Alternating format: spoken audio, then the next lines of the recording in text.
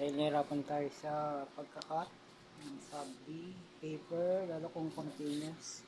At hindi tayo bumibili ng mga pre-cut na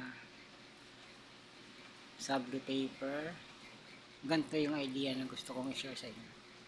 Kung may ganito kayong cutter, tapos ganito yung setup nyo, posible yan. Tapos kuha kayo ng ganito kahaba na board, sukatan nyo hanggang ilang metro.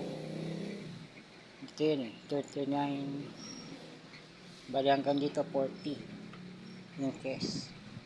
Mas mapapadali yung pagtabas nyo, lalo kung mabilisan.